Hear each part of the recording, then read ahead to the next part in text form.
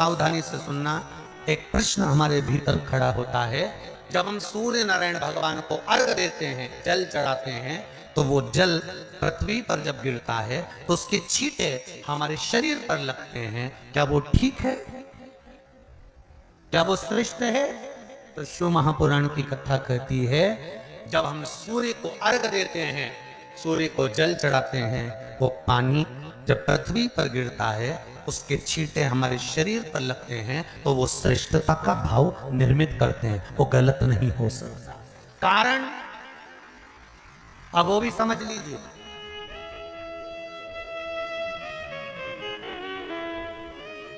अब सूर्य नारायण भगवान को आप जल चढ़ा रहे हो, तो छींटे नहीं लगे, उसके लिए क्या स्टूल पे चढ़ के चढ़ाओगे कि कुर्सी पे चढ़ के चढ़ाओगे? अरे बोलो तो सही। अब कई लोगों के दिमाग में ये बात भरा गई कि हम भगवान को जल चढ़ाते हैं, वो हमारे शरीर में छींटे लगते हैं, जमीन पे से पानी गिरता है, वो हमारे शरीर को छींटे लगते हैं, भगवान को अच्छा नहीं लगता होगा। कौन ने कहा? पहले तो उसको पकड़ के ला।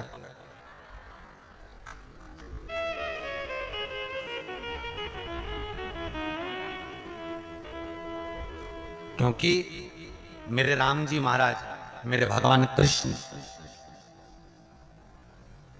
बड़े बड़े संत साधु सन्यासी तपस्वी साधक उपासक जितने भी हुए, जिन्होंने सूर्य की आराधना करी, इन्होंने टेबल पे चढ़कर या कुर्सी पे चढ़कर जल नहीं चढ़ाया, इन्होंने पृथ्वी पर खड़े होकर ही, क्योंकि पृथ्वी तत्व के देव हैं शिव। जब हम मृत्यु लोक पर खड़े होकर, पृथ्वी पर खड़े होकर भगवान शंकर का भाग पृथ्वी तत्व को धारण कर कर जल को हाथ में लेकर जब समर्पित करते हैं, और जो जल नीचे गिरता है वो शरीर पर अगर लगता है तो हमको उसका आशीर्वाद ही प्राप्त होता है, दोष नहीं लगता। पर लोगों ने इसको विपरीत कर दिया। कि कौन ने विपरीत करा? कई लोगों ने इसको विपरीत कर दिया। कौन ने विपरीत करा? तो जो दूसरे धर्म के लोग होते हैं, जिनको हिंदू धर्म से नफरत होती है और जो हिंदू धर्म की पूजन सेवा अर्चना को समाप्त करना चाहते हैं, वो धीरे धीरे धीरे धीरे कहने लगे कि सूर्य को जल चढ़ाओगे तो शरीर में लगेगा, शरीर में लगेगा तो दोष लगेगा। इसको कह कहकर घर घर में सूर्य को जल चढ़ाना लोगों ने बंद कर दिया कि आप जल चढ़ाएंगे तो दोष लगेगा, शरीर पे छींटा लगेगा, शरीर को ऐसा लगेगा। ये दोष नहीं है। कितनी सुंदर बात है महाराज। सूर्य नारायण भगवान को जब जल चढ़ाया जाता है, हाथ सिर से 8 इंच की दूरी पर होना चाहिए। जम के बोलिए, सिर से कितना ऊंचा होना चाहिए? 8 इंच ऊपर अपना हाथ होना चाहिए मस्तक से सूर्य को जल चढ़ाते समय। और न चांदी का, न स्टील का, न लोहे का, न प्लास्टिक का, न कांच का, न सोने का कोई बर्तन, न कांसे का, न एल्युमिनियम का, न पीतल का, केवल एक पात्र होना चाहिए, वो है तांबे का। काय का पात्र होना चाहिए? तांबे का पात्र। और सूर्य नारायण भगवान को जब 8 इंच ऊपर तुम्हारा हस्त है, और जब हम सूर्य को जल चढ़ा रहे हैं, कैसे जल चढ़ाना है वो भी समझ लीजिए।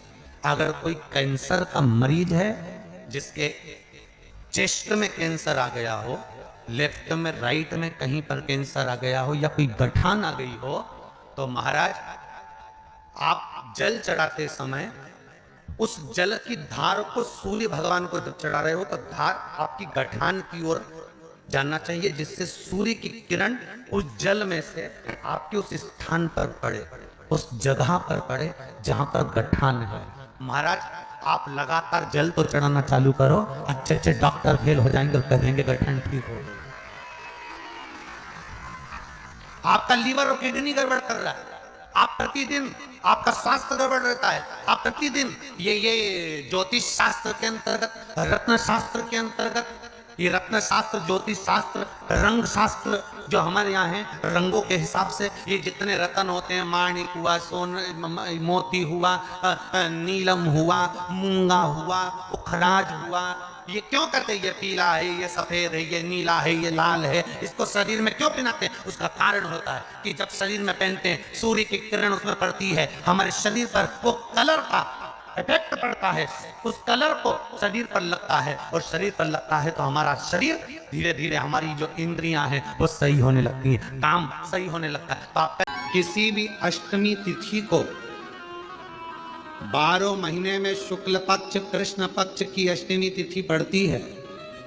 यदि किसी भी अष्टमी तिथि को अगर किसी ने नियम बनाया 5 अष्टमी का, 8 अष्टमी का, 7 अष्टमी का, एक कनेर का पुष्प शिव जी के शिवलिंग को समर्पित करना, अशोक सुंदरी के स्पर्श करना, और जो जलाधारी होती है, जैसे ये शिवलिंग है, ये जलाधारी है, तो पहले शिवलिंग पर स्पर्श, फिर अशोक सुंदरी का स्पर्श, फिर जलाधारी पर कनेर का पुष्प शिव जी की ओर मुख कर कर, अर्थात जैसे मानो ये कनेर का पुष्प है, तो ऐसा शिवलिंग का स्पर्श करते हुए जलाधारी पर जो समर्पित करता है, भगवान शंकर उसके मन की कामना को पूर्ण जरूर करते हैं। एक कनेर का पुरुषोत्तम मास चालू हुआ है, अधिक मास चालू हुआ है। 5 चीजें अधिक मास के महीने में शिव जी के लिए आप करिए। 3 वर्ष में एक बार अधिक मास आता है, पुरुषोत्तम मास आता है। हम पूरी कथा पुरुषोत्तम मास की भी आपको कथा के बीच में कहेंगे। इसलिए पुरुषोत्तम मास में जो कथा चल रही है 3 जगह पर, एक करनाल में हो जाएगी, इसके बाद में फिर बुधाना गांव में महाराष्ट्र में हो जाएगी, फिर एक ऑनलाइन हो जाएगी। ऐसी तीनों कथा हमने अधिक मास पार्ट 1, अधिक मास पार्ट 2, अधिक मास पार्ट 3, इस नाम से हम इस कथा को दिए। पूरे पुरुषोत्तम मास में, अधिक मास में आपको 3 कथाएं हम श्रवण कराएं, बाबा की कृपा हुई तो। और उन तीनों कथाओं का क्रम, शिव को कैसे रिझाया है। 5 चीजें धारण करो। आज 17 मई से अधिक मास प्रारंभ हुआ है, जो 15 जून तक चलेगा। इस 15 जून तक के अधिक मास में 5 चीजें अपने अंदर धारण करना है। पहले नंबर का, शिव जी को 1 लोटा जल सुबह से लेकर शाम तक के बीच में कभी भी चढ़ाना चाहिए। दूसरा, शंकर जी के मंदिर में या बेलपत्री के नीचे या तुलसी के क्यारे के पास में एक दीपक अवश्य लगाएं। चाहे सुबह लगाएं, चाहे शाम को लगाएं, तुम्हारी मर्जी पड़े तब। दीपदान जरूर करो, जल जरूर चढ़ाओ। तीसरा, एक बेलपत्री को रख लें और उसी बेलपत्र को पहले दिन से लेकर 17 मई से लेकर, अधिक मास के पहले दिन से लेकर अधिक मास के आखिरी दिन तक, 15 जून तक, एक ही बेलपत्र को एक कागज में या किताब में उसको रख लें। उसको रोज शिव जी को समर्पित करें। श्री शिवाय नमस्तुभ्यम बोलकर अपनी कामना करें। वापिस उठाकर उसको अपने किताब में रख लें। फिर कल वापिस समर्पित करें, फिर वापिस रख लें, फिर वापिस समर्पित करें। 1 महीना अधिक मास का, पुरुषोत्तम मास का, यदि एक ही बेलपत्र को सर्वत्र चढ़ाया जाए, उसी बेलपत्र को बारंबार समर्पित करा जाए, और उस बेलपत्र को अधिक मास पूर्ण होने के बाद फिर उसको, जो आप मालपुआ दान करते हैं, उस मालपुए के साथ अगर दान कर दें तो जिंदगी में कभी किसी के दरवाजे पर हाथ नहीं फैलाना पड़ेगा। भगवान इतनी बरकत आपको प्रदान करें, इतनी बरकत। एक बेलपत्र, वही बेलपत्र पहले दिन से चालू होती है। किसी भी शिवलिंग पर, चाहे पार्थिव पर चढ़ा लो, आप चाहें तो अपने, हम गुरुजी हम वहां पर नहीं है, हम कथा में रहते हैं, हम कथा सुनने जाते हैं, तो हम कहाँ चढ़ाए? एक कंकर उठाओ, पार्थिव पे चढ़ाओ, पेड़ के नीचे पार्थिव बनाया, उसी पे चढ़ा के रख ली। फिर उसी को बेलपत्र को, उसी बेलपत्र को बारंबार पूरे अधिक मास के महीने में 1 महीने तक उसी बेलपत्र को चढ़ाना है, उसी को रखना है। फिर आखिरी दिन जो अधिक मास पूर्ण होगा, उस दिन उस बेलपत्र को मालपुए पे रखकर शिव जी को चढ़ाकर लेके आना पहले, फिर मालपुए पे रखना, और उसको रखकर फिर भगवान उस मालपुए को तुम दान। मालपुआ दान नहीं कर सकते तो तुम बतासे दान कर दो, पर मीठे के साथ उस बेलपत्र को दान किया जाए। बतासा है, मिठाई है, कोई 33 कोई भी सामग्री 33 जो मीठी हो वो रखकर आप दे सकते। कभी किसी के दरवाजे पर कितनी भी मुसीबत आ जाए, कितना भी दुख आ जाए, कितनी भी तकलीफ आ जाए, कितना भी कष्ट आ जाए, कितना भी कष्ट आ जाए, आपको किसी के आगे हाथ नहीं फैलाना पड़ेंगे।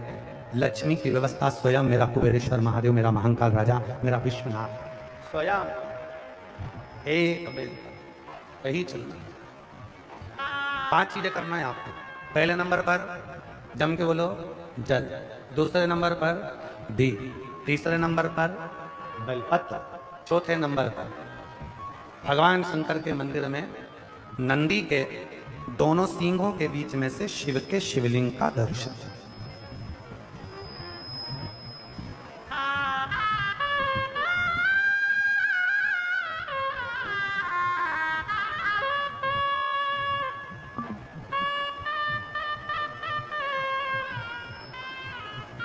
नंदी के जो सींग है, उन सींग के मध्य में से भगवान शंकर का दर्शन।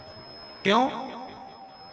इसलिए अगर पुरुषोत्तम मास में, अधिक मास में हम नंदी के दोनों सींगों के बीच में से शंकर के शिवलिंग का दर्शन कर लेते हैं, तो अपने अंतिम सांस तक शरीर के अंदर कोई बड़ी बीमारी कभी नहीं आती, कोई गंभीर बीमारी कभी नहीं। क्योंकि ज्येष्ठा का अधिक ध्वनि से सुनना हम सही होने लगता है। तो एक निवेदन आप सबसे, मान लो डॉक्टर कह दिया कि केस बिगड़ा हुआ है,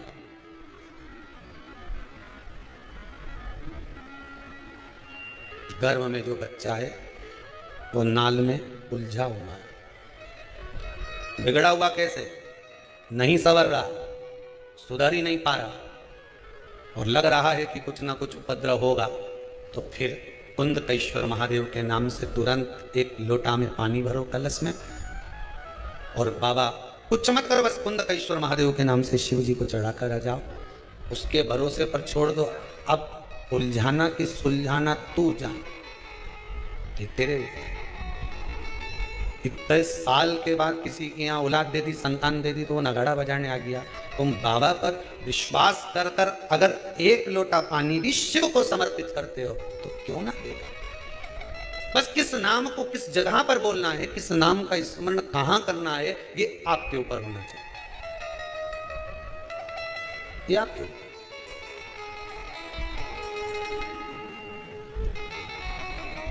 पहले स्नान करोगे, बोलो सही है, स्नान करके कपड़ा पहना, कपड़ा पहनने के बाद इत्र लगाया। अब कहीं कहीं का ऐसा उल्टा चले कि कपड़ा पहनने के पहले ही इत्र लगा ले और फिर मैं तो कपड़ा पहनूंगा, तो ये उल्टा चले तो बात दूसरी है। पर यहाँ शिव महापुराण की कथा कहती है कि समय पर जिस समय पर जिस समय पर भगवान शंकर के जिस नाम का स्मरण करना है, मैं उस नाम को पुकार के दरवाजे पर थोड़ा पानी छींटना। तुम ये तो नियम बना सकती है ना कि मैं घर में से पानी लूंगी, मटके में से, परिंदे में से, और घर के बाहर छींटूंगी। क्या होता है मटके का पानी बाहर छींटने से, परिंदे का पानी बाहर छींटने से? तो गरुड़ पुराण के अंतर्गत लिखा है तृतीय अंश के अंदर कि हमारे घर का जो मटका होता है वो मटका परिंदा कहलाता है। परिंदा का मतलब होता है पितरों का स्थान।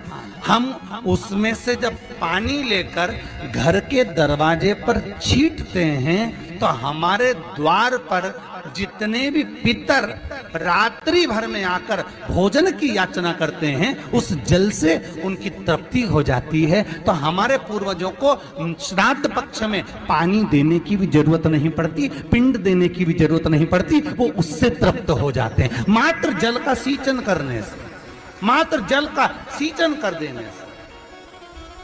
आप कोई नियम मत बनाओ। एक नियम तो बना सकते हो कि पानी बाहर छीटूंगी, एक नियम तो बना सकते हो कि मैं परिंदे पर दिया लगाऊंगी, एक नियम तो बना सकते हो कि मैं दरवाजे पर दिया लगाऊंगी, एक नियम तो बना सकते हो कि एक चावल का दाना मैं प्रतिदिन शंकर जी को चढ़ाऊंगी। ज्यादा नहीं, केवल एक दाना मैं शिव जी को चढ़ाऊंगी। नियम बनाओ, कुछ एक नियम बनाकर चलो, आपकी जिंदगी की सार्थकता उसमें प्राप्त होगी। भगवान सामने आकर खड़े हो जाएंगे, सम्मुख में आकर।